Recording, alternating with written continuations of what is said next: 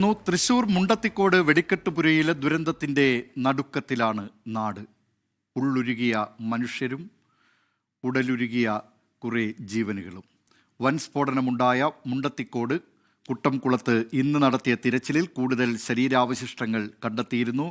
ഇപ്പോൾ അവിടെ നിന്ന് സുഹൈൽ മുഹമ്മദ് ചേരുന്നു. സുഹൈൽ മുഹമ്മദ്, മുണ്ടത്തിക്കോട് എന്ന സ്ഥലം അത് ഇനി ഭൂപടത്തിൽ വെറും ഒരു സ്ഥലം മാത്രമല്ല, അത് ഉടലുരുകിയ കുറേ മനുഷ്യരുടെ സ്ഥലം കൂടിയാണ്.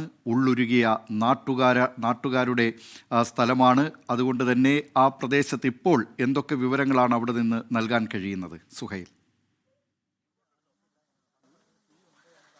മിടിക്കെ, മുണ്ടത്തിക്കോട് കേരളക്കരയുടെ നൊമ്പരമാണ് എന്ന കാര്യത്തിൽ സംശയമില്ല. നിലവിൽ ഞാൻ ഉള്ളത് ഈ അപകടം നടന്ന ഇടത്ത് തന്നെയാണ്. നമ്മൾ ക്യാമറ പാൻ ചെയ്യുമ്പോൾ ആ ഇടം കൃത്യമായി കാണാം. ഇപ്പോഴും ചെറിയ രീതിയിൽ പുക വരുന്നുണ്ട്. പക്ഷേ നേരത്തെ DGP അടക്കം സംസാരിച്ചപ്പോൾ നമ്മോട് വ്യക്തമാക്കിയത് ഇവിടെ ബാക്കി അവശേഷിച്ച സ്ഫോടക വസ്തുക്കൾ നിർവീര്യമാക്കിയിട്ടുണ്ട്, അല്ലാത്തത് കത്തി തീർന്നിട്ടുമുണ്ട്. അതായത് നിലവിൽ ഈ സ്പോട്ട് അപകടരഹിതമായിട്ടുണ്ട്. അതുകൊണ്ട് തന്നെയാണ് ഫോറൻസിക് സംഘം അകത്തേക്ക് കയറി പരിശോധിച്ചത്.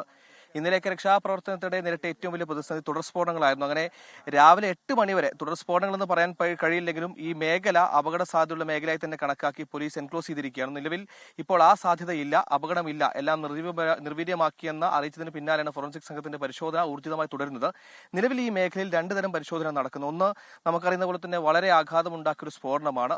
മനുഷ്യ ശരീരാവശിഷ്ടങ്ങൾ പല ഭാഗങ്ങളിലായി ചിന്നിച്ചിതറിയത് നമ്മൾ നേരത്തെ കണ്ടതാണ്. 200-300 മീറ്റർ അകലേക്ക് വെച്ചിട്ട് മൃതദേഹാവശിഷ്ടങ്ങൾ കിട്ടി നമ്മൾ കണ്ടിട്ടുണ്ട്. നിലവിൽ ഈ പോലീസിന്റെയും ഫയർഫോഴ്സിന്റെയും സന്നദ്ധ സേവകരുടെ നേതൃത്വത്തിൽ മൃതദേഹാവശിഷ്ടങ്ങൾ കണ്ടെത്താനുള്ള ഒരു ശ്രമം, ഒരു തെരച്ചിൽ, ഒരു പരിശോധന നടത്തുന്നു.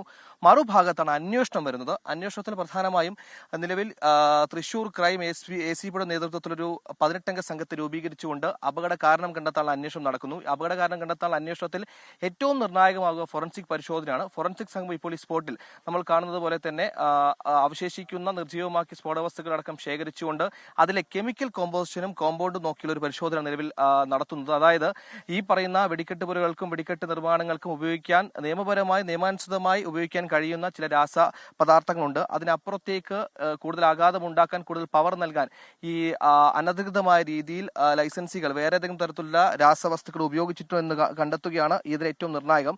നിലവിൽ പ്രാഥമികമായി നമുക്ക് അപകട കാരണം എന്ന് കണക്കിൽ മനസ്സിലാക്കാൻ കഴിയുന്നത് വല്ലാത്ത വെയിലും ചൂടുമാണ്. അതിനപ്പുറത്തേക്ക് ഏതെങ്കിലും രീതിയിലുള്ള ഒരു പ്രശ്നങ്ങൾ ഉണ്ടായ നിലവിൽ വിവരങ്ങളില്ല. പക്ഷേ ഒരു അന്വേഷണമാകുമ്പോൾ 13 പേരുടെ ജീവൻ നഷ്ടപ്പെട്ട കേരളത്തിൽ തന്നെ സമാധിയില്ലാത്ത ദുരന്തമായി മാറുമ്പോൾ അതിന് എല്ലാ ആംഗിളുകളും, എല്ലാ ആസ്പെക്റ്റുകളും, എല്ലാ വീക്ഷണക്കോണിലും ഒരു അന്വേഷണം ഉണ്ടാകും. ആ രീതിയിലുള്ള അന്വേഷണം പോലീസിന്റെ നേതൃത്വത്തിൽ നടക്കുന്നുണ്ട്. അതായത് ഇന്ന് ഈ പറയുന്ന ഈ പറയുന്ന അപകട സ്പോട്ട്, ദുരന്ത സ്പോട്ടിൽ നടക്കുന്ന 2 തരം പരിശോധനകൾ. ഒന്ന്, പോലീസിന്റെ അന്വേഷണവുമായി ബന്ധപ്പെട്ടുള്ള ഫോറൻസിക് പരിശോധന. മറ്റൊന്ന്, മൃതദേഹാവശിഷ്ടങ്ങൾ കണ്ടെത്താനുള്ള നാട്ടുകാരുടെയും പോലീസിന്റെ നേതൃത്വത്തിലുള്ള പരിശോധന. ഈ മൃതദേഹാവശിഷ്ടങ്ങൾ ഇന്ന് തന്നെ 2-3 മൃതദേഹാവശിഷ്ടങ്ങൾ ലഭിച്ചിരിക്കുന്നത് ഏതാണ്ട് 500-600 മീറ്റർ അകലെയുള്ള ഇടങ്ങളാണ്. അത്രത്തോളം പ്രഹരം ഇതിൽ ഉണ്ടായിട്ടുണ്ട്. നമ്മൾ നേരത്തെയൊക്കെ പല വീടുകളും ചെന്നപ്പോൾ ആ വീടുകളിലൊക്കെ വലിയ ക്രാക്സും ജനൽച്ചില്ലുകൾ പൊട്ടിയതൊക്കെ നമ്മൾ കണ്ടിട്ടുണ്ട്. അങ്ങനെ ഈ മേഖലയിൽ തുടർന്നും ഇത്തരത്തിൽ മൃതദേഹാവശിഷ്ടങ്ങൾ ഉണ്ടാവാനുള്ള സാധ്യത ഉള്ളതുകൊണ്ട് 2 ദിവസം കൂടി കാടടച്ചുകൊണ്ടുള്ള ഒരു പരിശോധന നടത്താൻ, ഒരു തെരച്ചിൽ നടത്താൻ തന്നെയാണ് പോലീസിന്റെയും തീരുമാനം. അതുകൊണ്ട് വരും ദിവസങ്ങൾ നാളെയും മറ്റന്നാളുമായി സമാനമായ പരിശോധന നടക്കും. പിന്നെ പ്രദേശത്തെ നാട്ടുകാർ ഇവിടെ എത്തിയിട്ടുണ്ട്. പിന്നെ ചില ആളുകൾ ഈ അപകടം നടന്നിടത്ത് തന്നെ ജനപ്രതിനിധികളും പൗരപ്രമുഖരും അടക്കമുള്ള ആളുകൾ എത്തുന്നു. ഈ പറയുന്ന നമ്മളിപ്പോൾ ദൃശ്യങ്ങൾ കാണുന്ന ഒരു കൂട്ടം പോലീസുകാരെ നമുക്ക് കാണാം. അവരെല്ലാം ഈ പറയുന്ന അപകട സ്പോട്ടിൽ നിന്ന് 100-300 മീറ്റർ അകലെയാണ്. അവിടെയൊക്കെ ചെന്നുകൊണ്ട് ഏതെങ്കിലും തരത്തിലുള്ള മൃതദേഹാവശിഷ്ടങ്ങൾ ഉണ്ടോ എന്ന് കണ്ടെത്തുന്നു. അപ്പോൾ തന്നെ ശേഖരിച്ചത് ആംബുലൻസ് വഴി മെഡിക്കൽ കോളേജിലേക്ക് എത്തിക്കുന്നുണ്ട്. അതിൽ നിന്ന് DNA പരിശോധന അടക്കം നടത്താനാണ് ഉദ്ദേശിക്കുന്നത്. നിലവിൽ ആ തെരച്ചിൽ ആ ഘട്ടത്തിൽ അങ്ങനെ തുടരുകയാണ്. ദിലീപ് കുമാർ. മറുഭാഗത്ത് ഫോറൻസിക് പരിശോധന, കെമിക്കൽ കോമ്പോസിഷൻ അടക്കം കണ്ടെത്താനുള്ള പരിശോധന തുടരുന്നു. എല്ലാത്തിന്റെയും വിവരങ്ങൾ എന്തായാലും വരും ദിവസങ്ങളാണ് എത്തുക. നിലവിൽ തൃശൂർ ക്രൈം ACPയുടെ നേതൃത്വത്തിൽ 18 അംഗ സംഘം അന്വേഷിക്കുന്നു. DGP ഇതിന് മേൽനോട്ടം വഹിക്കുന്നുണ്ട്. ബിരിക്കെ,